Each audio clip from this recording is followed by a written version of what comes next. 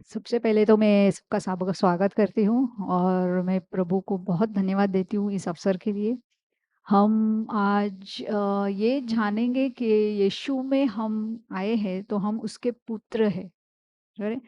तो उन पुत्रों को हमारे पिता की वजह से हम भरपूरी में हैं और हमें कुछ भी घटी किसी भी जीवन के किसी भी हिस्से में घटी नहीं होनी चाहिए। तो हम उस भरपूरी में कैसे चले और उसे हमें किस तरह से मिलता है। ये पिता चाहता है कि उसके बेटे उसके जो पुत्र है वो भरपूरी में चले। तो वो हम आज उसके वचन देखेंगे और सबसे पहले मैं एफिसियों में पढ़ूंगी।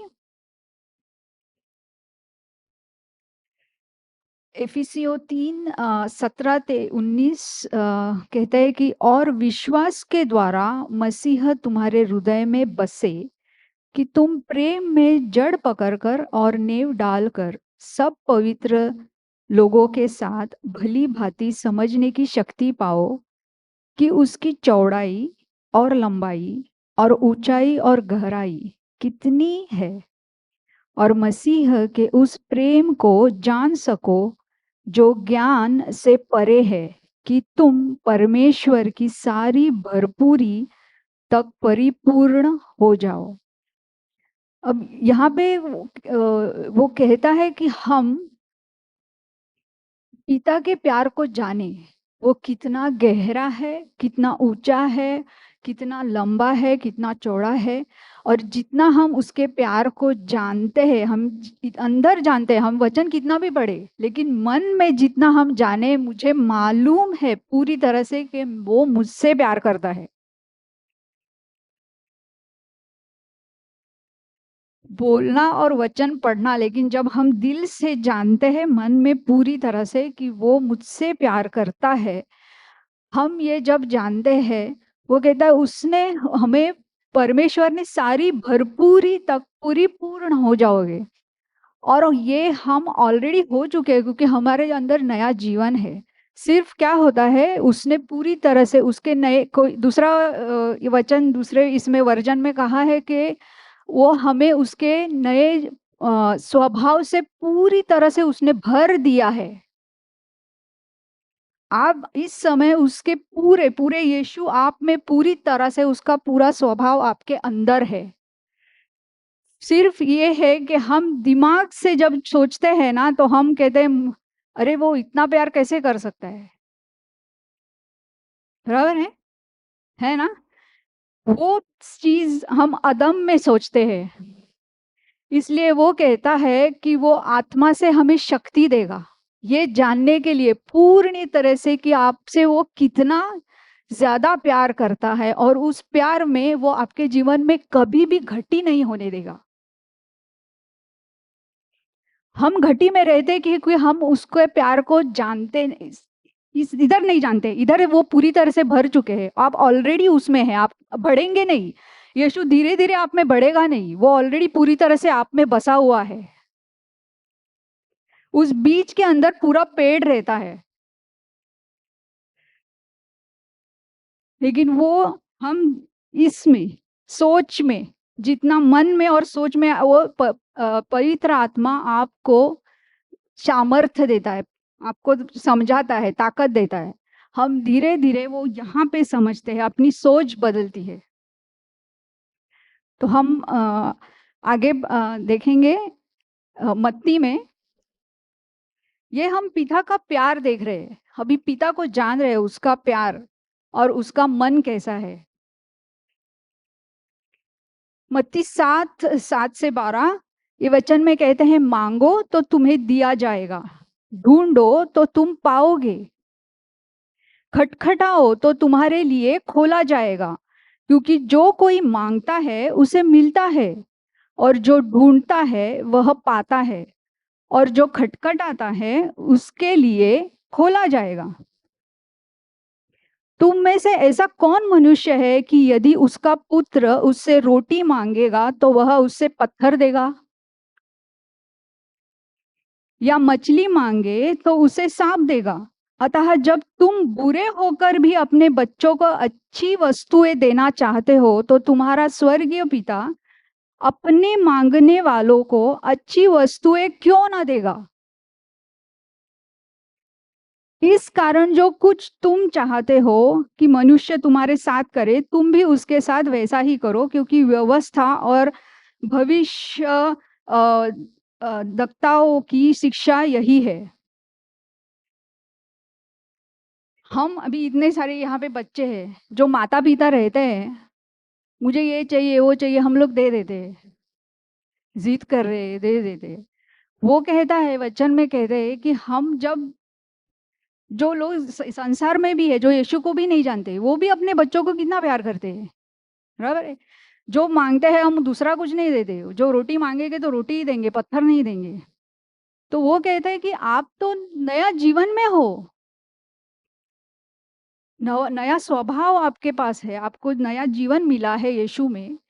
तो आप जब उन पिता को मांगेंगे तो वो पिता आपको क्यों नहीं देगा, वो घटी में कैसे रखेगा। तो घटी जब हम मानते हैं ना, जो बहुत सारे लोग मानते हैं, यीशु में भी रहते हैं, वो कहते हैं कि घटी है तो मुझे, हम तकलीफ से जा रहे हैं तो पिता हमें कुछ सिखा रहा है। वो पिता नहीं सिखाता है, कोई पिता अपने बच्चे को ऐसे नहीं सिखाएगा, अरे थोड़ी तकलीफ होगी तो रहने दो, सीखेगा कुछ। घटी आपका हिस्सा नहीं है, आपकी विरासत घटी नहीं है, आपकी विरासत भरपूरता है। तो जैसे आप अपने बच्चों को अच्छी चीजें देना चाहते हैं, कोई भी बच्चा, अभी हम लोग भी से इतना मेहनत करते हैं लोग कि उसका भविष्य अच्छा हो, तो वो पिता है, वो भी ऐसे ही चाहता है कि वो मेरे बेटे हैं, मेरा पुत्र है, मैं उसके जीवन में भरपूरता देखना चाहता हूँ। और वो सिर्फ पैसे के बारे में ही नहीं बोल रहा है, हर चीज में, हर जो भी जीवन में नाता हो या शिक्षण हो, जो भी हो, हर चीज में वो चाहता है कि हम भरपूरता में रहे। 2 कुरिन्थियों 5 में लिखा है कि जो पाप से अज्ञात था, उसी को उसने हमारे लिए पाप ठहराया कि हम उसमें होकर परमेश्वर की धार्मिकता बने, या उसके सहीपन में रहे। बेसिकली अभी जब पिता का ये मन है, पहली बात तो हमने देखा कि वो बहुत हमसे प्यार करता है, और उसका मन ऐसा है कि उसके, वो देखना चाहता है कि हमारे जो उसके बच्चे हैं वो भरपूरताई में रहे। तो वो कैसे मिले बच्चों को, वो हमें यीशु के द्वारा देता है। हमें आशीषित अगर करना है तो वो किस तरह से हमें मिलेगा, वो यीशु के द्वारा मिलेगा। इसलिए यीशु को क्रूस पे अदला बदली होती है। वो मरा, हमें जीवन मिला, उसे श्राप हुआ तो हमें आशीष मिला। तो ये 2-3 वचन है जो वो अदला बदली दिखाते हैं। इस वचन में हम लोग देखते हैं कि यहाँ पे उन्होंने कहा है कि जो पाप से अज्ञात थे, उसी को उसने हमारे लिए पाप ठहराया, और हमें उसने सही बनाया।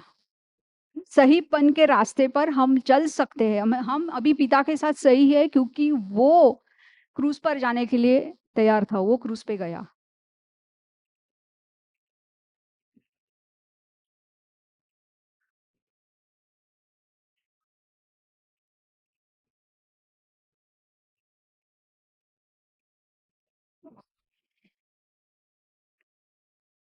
या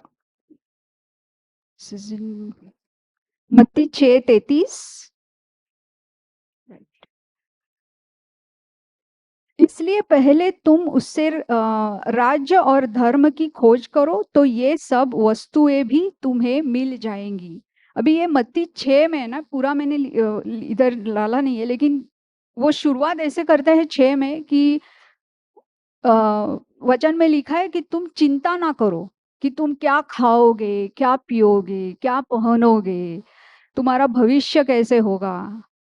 इसके बारे में चिंता मत करो, वो बाहर के लोग चिंता करते हैं। आप क्यों नहीं चिंता करेंगे, क्योंकि आपका एक पिता है जो आपके लिए चिंता करता है। बराबर।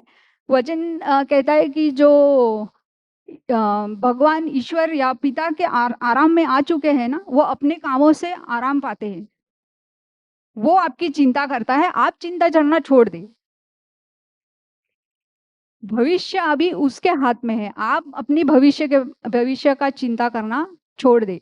तो वो कहता है कि आप पशु पक्षियों को देखो, क्या वो बीज बोते हैं या कटाई करते हैं या गोदाम में कुछ अनाज भर के रखते हैं, खेती करते हैं। आप जंगली फूलों को देखो, वो उनके हाथ में जो बनाया है। हम लोग जब भी इधर जाएंगे ना, इसलिए अरे वाह क्या सुंदर है, सृष्टि देखेंगे तो पहला चीज कि क्या सुंदर बना है, किसी ने बनाया, मतलब लोगों को मालूम नहीं, हमको मालूम है वो पिता ने बनाया है। तो वो भी पिता भी वही कहता है कि राजा सोलोमन राजा भी इतना बड़ा अमीर होके भी इतनी सुंदर नहीं है जितना मैंने उन जंगली फूलों को बनाया, घास को किया है। वो तो आज है कल झोंक जाती है, लेकिन वो भी सुंदर है, इतना मैंने बनाया है। तो आप क्यों चिंता करते हैं? चिंता करने से आप कुछ बदल सकते हैं? तो वो वचन हमें पूछता है कि आप 1 मिनट भी आपका जीवन का 1 सेकंड या 1 मिनट भी बढ़ा सकते हैं उसको? कुछ भी चिंता करने से आपकी सिचुएशन, जो भी परिस्थिति है, वो आप उसको बदल सकते हैं? नहीं बदल सकते। इसलिए वो कहता है आप चिंता करना छोड़ दो। चिंता वो करता है जिसका कोई पिता नहीं है। हम लोग अब उनकी उसके आराम में हैं। तो इसलिए वो कहता है कि पहले तुम परमेश्वर के राज्य और उसके धर्म की खोज करो, तो ये सब वस्तुएं भी तुम्हें मिल जाएंगी, वो तुम्हारे पीछे भी जाएंगी, वो देगा आपको। आप उससे छोड़ दो, आप खाली उसके राज्य को ढूंढो।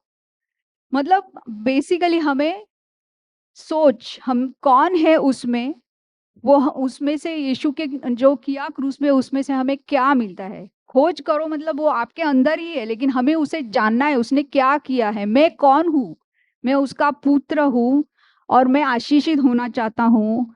आशीषित हूँ उसमें, उसके लहू के द्वारा मैं आशीषित हूँ, ये मैं जानता हूँ। तो मैं ये करने से मैं बेसिकली उसका राज्य जो ढूंढ रही हूँ। मतलब ये जो कह रहा है राज्य और उसके धर्म को खोज करो। खोज करना मतलब वो जानना, हम उसको पढ़ना समझना, जो पवित्र आत्मा हमें, हम सोच बदल रहे हैं, हम अदम से नहीं, हम यीशु की तरह सोच रहे हैं। उसका मतलब है राज्य खोजना और उसके जो उसने हमें सही किया है उस सहीपन में चलना। तो ये हम करेंगे तो हम सारी चिंता छोड़नी है। क्या हमें ये इतना जानना है कि मेरा पिता है और अब मैं चिंता नहीं करूंगी, वो मेरे लिए सोच रहा है, मैं अपने लिए नहीं सोचूंगी।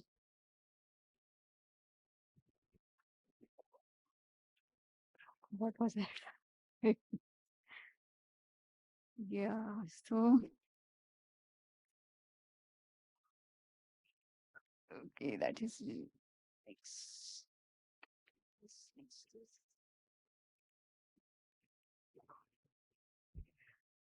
भजन संहिता 23, यहाँ पे एक एक दो वचन इधर है नहीं, वो खाली कहता है कि क्योंकि वो मेरा चरवाया, मेरा पिता है, इसलिए मैं घटी में नहीं रहूंगा। वो मुझे ऐसी जगह रह जाता है, वहां पे मैं घास है, हरी हरी घास है, और अ, सुखदाई जल के पास लेके जाता है। सुखदाई जल। तो ये 5 और 6 में पढ़ूंगी। तू मेरे सताने वाले के सामने मेरे लिए मेज बिछाता है, तूने मेरे सिर पर तेल मला है, मेरा कटोरा उमंड रहा है। निश्चय भलाई और करुणा जीवन भर मेरे साथ साथ बनी रहेगी, और मैं यहोवा के धाम में सर्वदा वास करूंगा। वो कह रहा है कि मेरा जो दुश्मन है उसके सामने वो मेरे लिए सब रेडी रखता है, पूरा से तैयार। मैं उसके सामने शांति से बैठ के खाता हूँ। हाँ। और मेरा जो प्याला है वो उमंड रहा है, वो सिर्फ भरा हुआ नहीं है प्याला, वो भर के नीचे गिर रहा है। तो आप सिर्फ भरपूरताई में नहीं है, इतनी भरपूरी होगी कि आप बोलेंगे मैं आप किसको दूं, मेरे पास बहुत ही ज्यादा है। ऐसे वो आपको देखना चाहता है। ये पिता का हृदय है और ये वो आपके लिए सोचता है कि कभी भी आप किसी भी आपके जीवन के क्षेत्र में आप घटी नहीं अभी स्वीकारेंगे नहीं, इसके बाद आप घटी नहीं स्वीकारेंगे, क्योंकि वो आपकी विरासत नहीं है। जिस तरह से हम बीमारी को बोलते हैं ना, वो मेरी विरासत नहीं है, इस तरह से घटी किसी भी चीज में, अभी बीमारी भी एक तरह की घटी है, स्वास्थ्य में घटी, तो वो आपको स्वीकारनी नहीं है, वो आपकी विरासत नहीं है।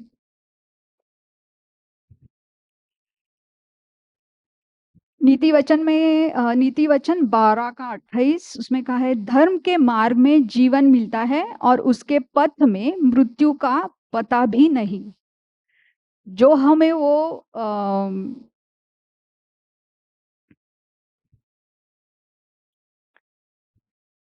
क्योंकि वो क्रूस पे गया और वो पापी बना, हम सही है पिता के साथ में, बराबर। क्योंकि हम अब वो सहीपन के रास्ते पर चल रहे हैं, उस रास्ते पर कहीं भी मृत्यु नहीं है, तो किसी भी आपके शरीर में मृत्यु नहीं आनी चाहिए, आपके ना तो जो रिश्ते हैं उनमें मृत्यु नहीं आनी चाहिए, आपके किसी भी क्षेत्र में, या पैसा हो धन हो, किसी भी क्षेत्र में आपको मृत्यु नहीं आएगी, आपको जीवन आएगा, भरपूरी आएगी। तो ये जितना हम बार बार सुनेंगे, हम समझेंगे कि ये मेरी विरासत है, और घटी से पिता आपको कोई भी चीज सिखाने की कोशिश नहीं करेगा कि इसको तकलीफ में जाने दो या घटी रहने दो तो वो प्रार्थना करेगा, सीखेगा। ऐसा कभी नहीं होता है, क्योंकि हम भी अपने बच्चों को इस तरह से नहीं सिखाते हैं। ये चीज सिर्फ जो शैतान है वो झूठ बोल के लोगों को फंसाता है।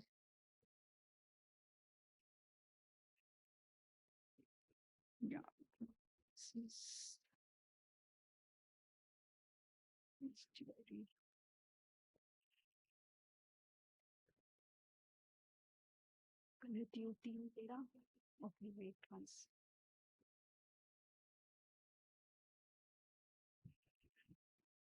गलतियों 3:13 ओके। गलतियों 3:13 में, 13 और 14 में लिखा है, मसीह ने जो हमारे लिए शापित बना, हमें मोल लेकर व्यवस्था के शाप से छुड़ाया, क्योंकि लिखा है, जो कोई काट पर लटकाया जाता है वह शापित है। तो ये तीसरी चीज उन्होंने की है, पहले तो मृत्यु और जीवन, दूसरा पाप और सहीपन, और तीसरा है जो श्राप है वो उसने अपने ऊपर ले लिया, और हमें आशीष, ताकि हम आशीषित हो और आशीषित जीवन जिए। तो ये तीन चीज, बहुत सारी चीज अदला बदली हुई क्रूस पर ये तीन चीज जो घटी और भरपूरताई के बारे में है। क्योंकि ये कहती है कि कोई जो काट पर, वो जो श्रापित था ना, जो भी कोई काट या झाड़ के ऊपर उसको लटकाते थे तो वो श्रापित मानते थे उनको, कि ये श्रापित है। तो उसको काट, जो लकड़े का बुना क्रॉस है, उसके ऊपर उसे क्रूस पर चढ़ाया गया, तो इसलिए वो श्रापित था। श्रापित, उसने सब हमारे श्राप ले लिए, और हम इसीलिए उसकी वजह से आशीष में जी सकते हैं।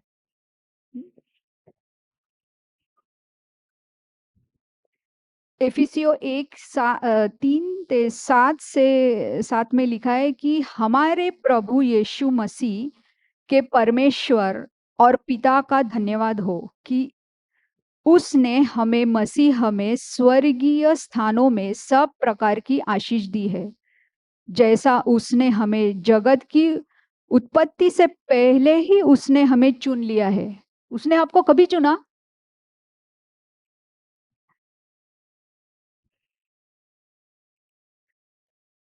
उत्पत्ति से पहले। हमें लगता है कि हमने उसको चुना, या उसने हमें अभी चुना, कोई 30 साल के बाद आए हैं कि है। वो कहता है कि हमें उसने उत्पत्ति से पहले, मतलब जब भी बनाया, सब शुरुआत करने से पहले ही उसने चुन के रखा था कि मैं इसे चुनूंगा, ये मेरा पुत्र है। आप तो तभी जन्म भी नहीं लिया था। ये सृष्टि ने भी पूरा जन्म नहीं लिया था। उससे वो बनाने से पूर्ण शुरुआत होने से पहले ही आपको उसने चुना है और कहा कि ये मेरा बेटा है, ये मेरा बेटा है, ये मेरा बेटा है।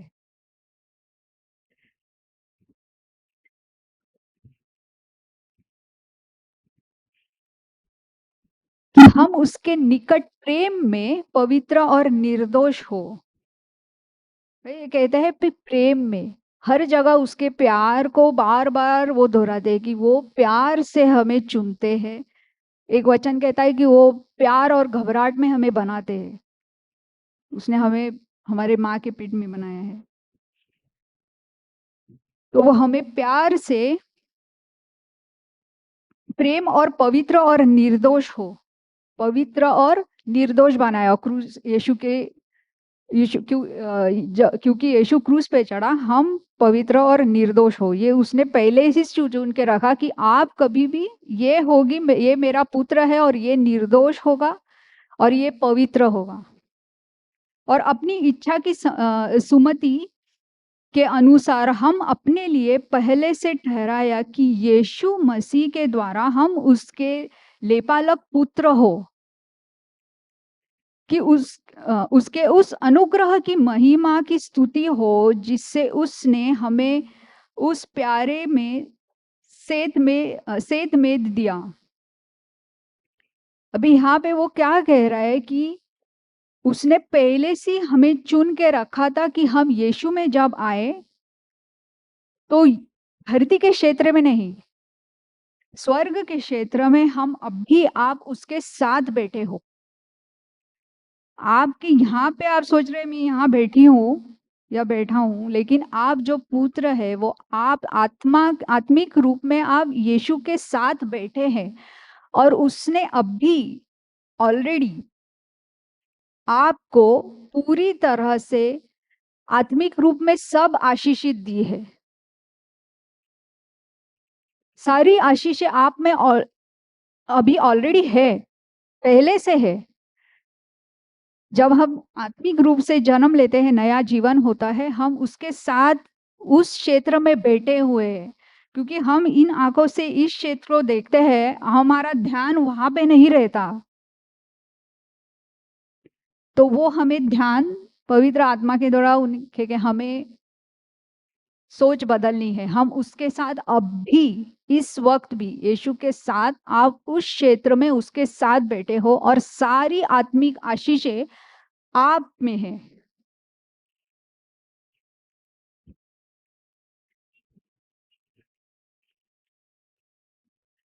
हमको उसमें उसके लहू के द्वारा छुटकारा अर्थात अपराधों की क्षमा उसके उस अनुग्रह के धन के अनुसार मिली है। और ये सब हमें किस तरह से मिलता है, ये विरासत क्यों मिलती है? आपके बेटे या बच्चियों को आपकी विरासत क्यों मिलती है? आपके बच्चे हैं लहू, हमें उसके लहू से सारी विरासत मिलती है।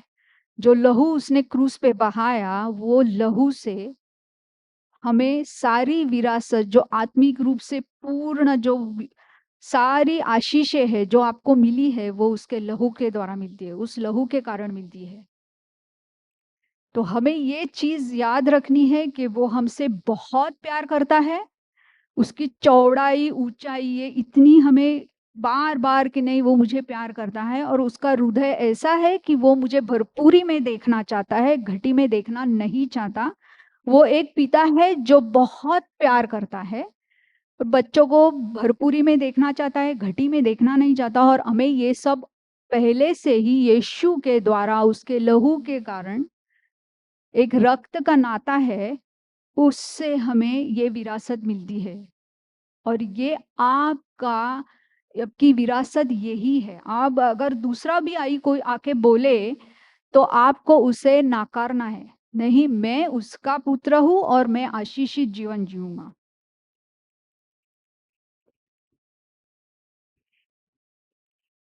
अ, फिलिपियों में एक 4 वचन है, मैं ये पढ़ना चाहूँगी। मैंने यहाँ पे दिया नहीं क्योंकि मुझे एक्चुअली बोला गया था कि खाली 5-6 वचन देने हैं। मेरे 10-12 हो गए थे, मुझे समझ नहीं आ रहा था कौन-सा काटूँ।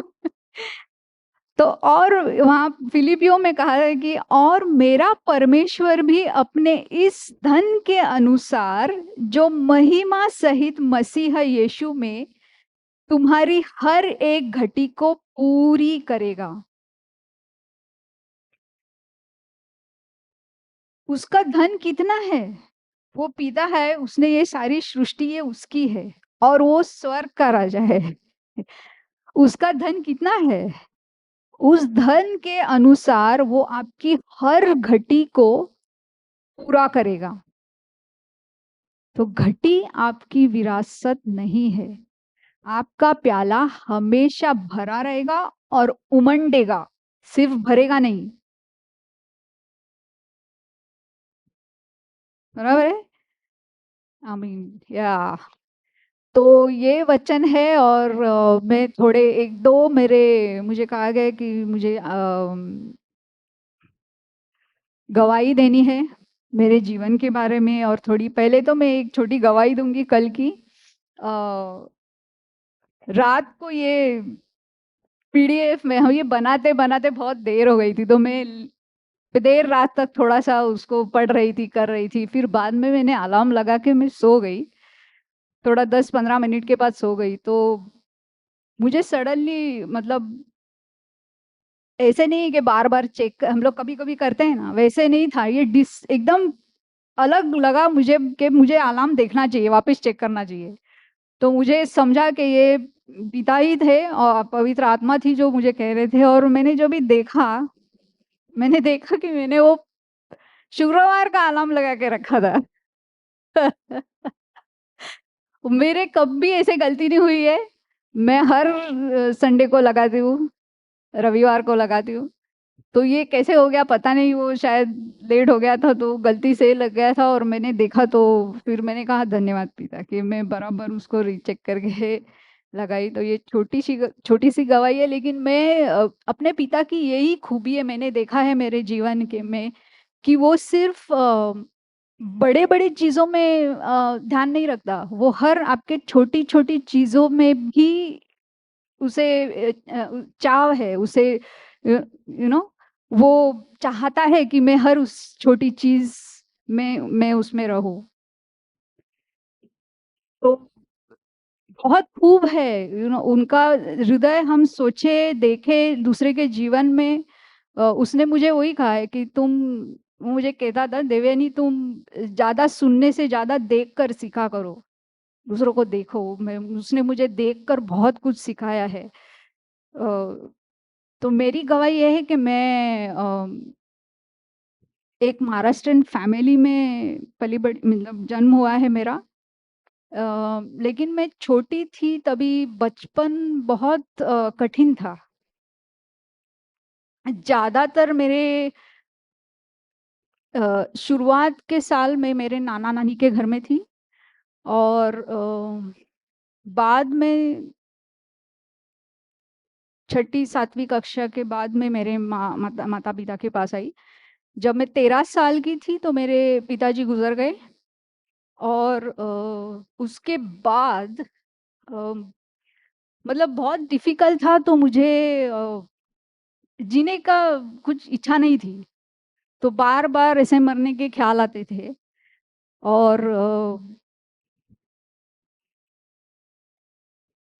अभी मैं ये मेरी गवाही बहुत संक्षिप्त छोटे में कहूंगी क्योंकि डिटेल तो बहुत है, बहुत अच्छा है, पर अभी इतना डिटेल में मतलब बहुत गहराई से नहीं बता सकूंगी।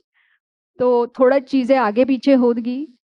अम, तो ऐसे ख्याल आते थे। तो एक तरफ मुझे यीशु के सपने आते थे, मुझे दृष्टांत दिखते थे, लेकिन मुझे क्रिश्चियन या कोई भी दूसरे चीजों या भगवान के बारे में कुछ ज्यादा पता नहीं था।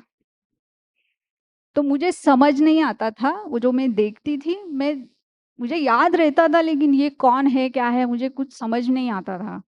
तो वो मुझे बार बार ऐसे दृष्टांत या सपना दिखाते थे। और एक तरफ है, और ये बहुत सालों तक चला। तो हर बार मैं सोचती थी, लेकिन मैं पीछे हट जाती थी कि अभी नहीं करना है, थोड़ा देखेंगे। और ऐसे नहीं था कि हिम्मत नहीं थी, पर मुझे कोई जैसे खींचता था पीछे, नहीं करना है।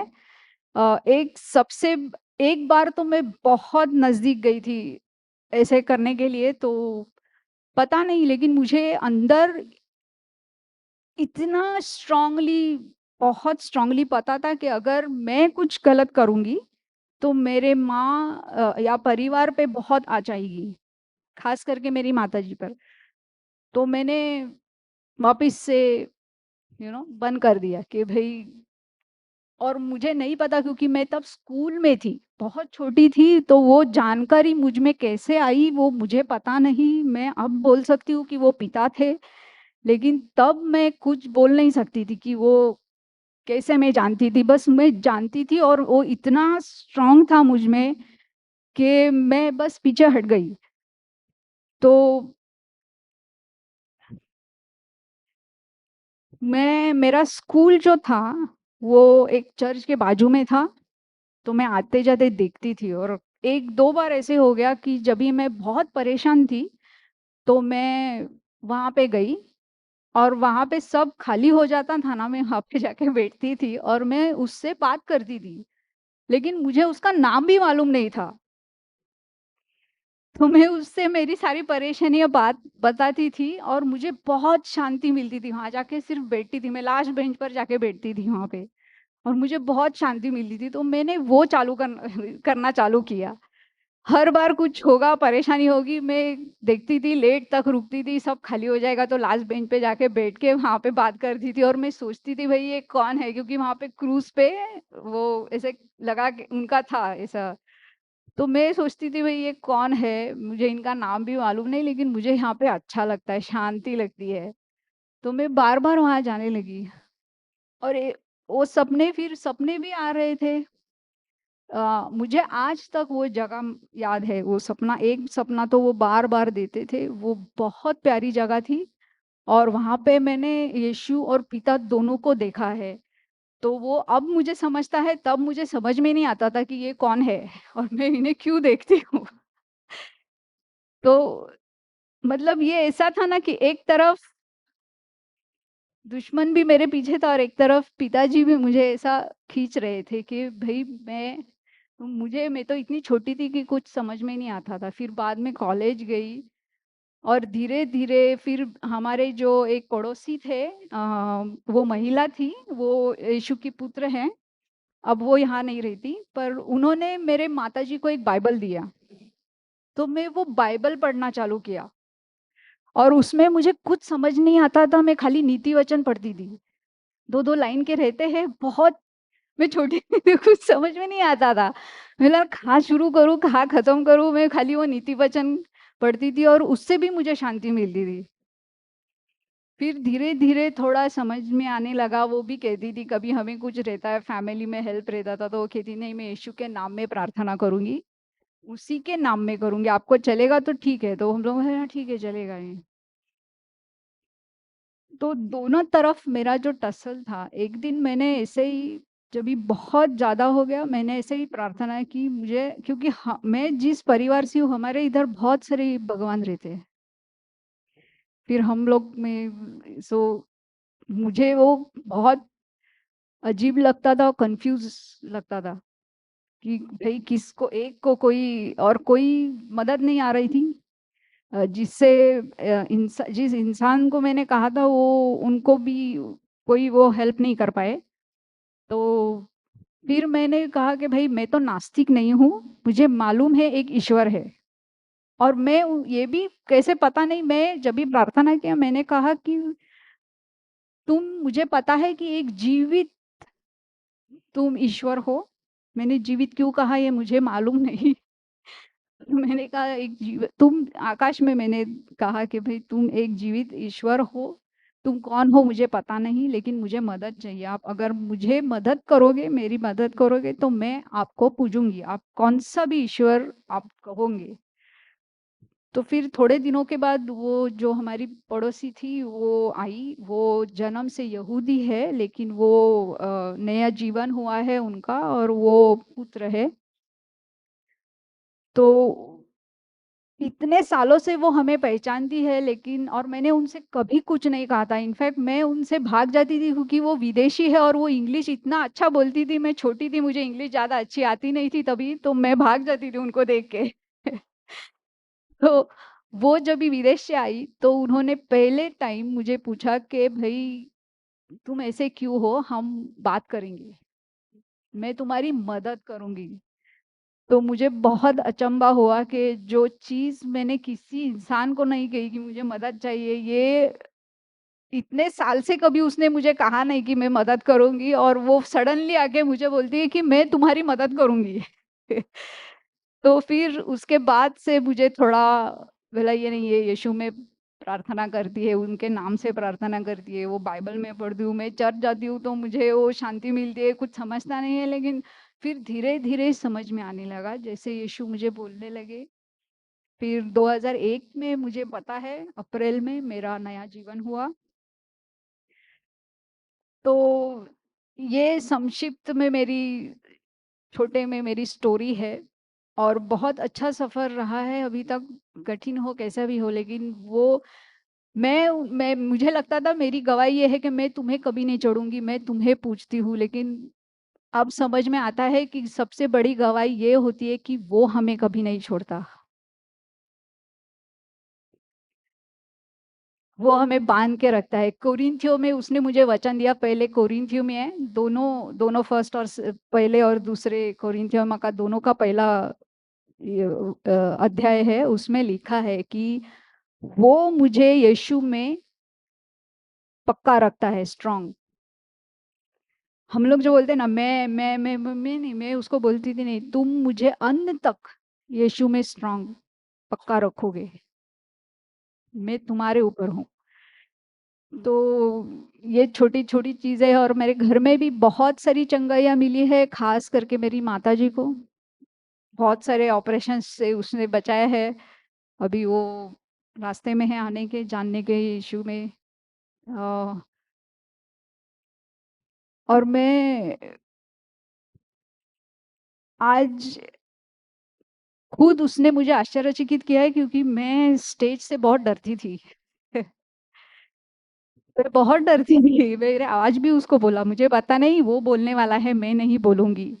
मेरे हाथ कांपते थे, मैं बहुत सारी चीजों से डरती थी, मैं अंधेरे से डरती थी, मैं मेरे माँ से डरती थी। और मैं जब यीशु में आई तो वहां पे एक वचन लिखा है कि जो यीशु के प्यार से बंधा हुआ है, भरा हुआ है, वो प्यार हर डर को निकाल देता है। तो मैं उस वचन को ऐसे रॉक, एक पत्थर की तरह उस पे खड़ी रहती थी कि वो मेरी विरासत है, मैं डरूंगी नहीं क्योंकि उसने मुझसे प्यार से भर दिया है। तो वो धीरे धीरे हर चीज, हर डर मेरा उसने निकाल दिया। तो डर हमारी विरासत नहीं है, प्यार है, उस पे हमें खड़ा रहना है। तो मैं क्यों खुश हूँ, क्योंकि उसने मुझे एक दृष्टांत दिया था।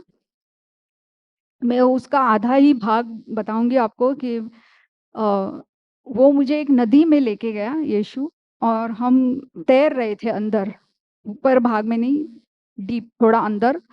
और मैं थोड़े एक जगह से दूसरा जगह पे वो लेके गया। और बाद में हम मेरे से हम नदी में जा रहे, और हमारे बाई तरफ, लेफ्ट इज बाई राइट, या लेफ्ट इज बाय, बाई तरफ हम लोग बाहर निकले, उसने मुझे निकाला। और वहां पे एक बड़ा सा पेड़ था, बहुत हरा भरा सा पेड़ था, और उस पेड़ के नीचे हम दोनों खड़े थे। और जब हम बाहर है, हम बिल्कुल सूखे थे, मुझे नहीं पता कैसे। और मैं वहां पे थोड़े लोग थे, उनसे मैं वचन बांटने लगी। और दाहिनी ओर जब भी मैंने देखा, और वो पूरा घास से भरा हुआ था, बहुत सुंदर जगह थी, वो घास से भरी हुई थी। और जब मैंने दाहिनी ओर देखा, वहां पे बहुत सारी गाय थी, बड़ी। तो वचन, वहां पे दूध, यानी basic foundation, I don't know, या तो उन्हें समझ में आ रहा है। ये उनका वादा था मेरे लिए कि मैं कभी ना कभी वचन बाँटूँगी, संक्षिप्त में। तो आज ये शुरुआत है, लेकिन उसने वादा निभाया, वो हर वादा पूरा करता है और ये विरासत वादा कि आपको घटी नहीं होनी चाहिए, वो वादा भी वो पूरा करेगा। आमीन। अभी हम आत्मिक भेद देंगे यीशु मसीह को। अभी सब मेरे पीछे आप ये बोलिए। अम, धन्यवाद प्रभु पिता परमेश्वर आपका। मैं आपके राज्य में एक पुत्र हूँ और यीशु मसीह मेरे महायाजक है। और आज जो भी वचन आपने हमको हमारे अंदर बोए, जो भी जीवन आपने हमको दिया है, उसका 10वां मैं आपको वापस देती हूँ और उसके ऊपर जीवन देती हूँ कि जो भी ये वचन है हम में रहे, बना रहे और वो बढ़ोतरी हो वचन का, वो कभी व्यर्थ ना जाए, उसके अंदर जीवन पाए हम और बढ़ोतरी पाए उसमें और उसको 2 गुना, चौगुना करके सब में बाँटे हम। थैंक यू यीशु मसीह। ओला रहा, हरा शेक रहा, स्तो रहो, दो रहो, बराबर शी लिया Inge rahato loloho roho koroho barabarashu toroho toroho inge talamalarasto toroho kroho यीशु मसीह आज जितने भी पुत्र आपके वचन सुनने यहाँ पे आए हैं अब उनके अंदर वो जीवन बना रहेंगे और उसको बढ़ाते रहेंगे और उनके अंदर प्रेम बांटेंगे जो भी प्रेम आपने उनको किया है वो प्रेम उनको उनके अंदर हम रियलाइज कराएंगे कि वो प्रेम उनके लिए कितना बड़ा है कितना आपने जो क्रूस पर उनके लिए किया है वो जीवन उनको आप याद दिलाओगे, उनको एहसास दिलाओगे, उनको बुद्धि दोगे, उनको समझ दोगे वो चीज़ की और वो उनको बढ़ती रहेगी और उनके उनके साथ आप बातचीत करोगे कि वो भाषा में जो उनको समझे, वो समझ पाए और वो जीवन और भी बढ़ता रहे उनके अंदर। धन्यवाद यीशु मसीह। ओके।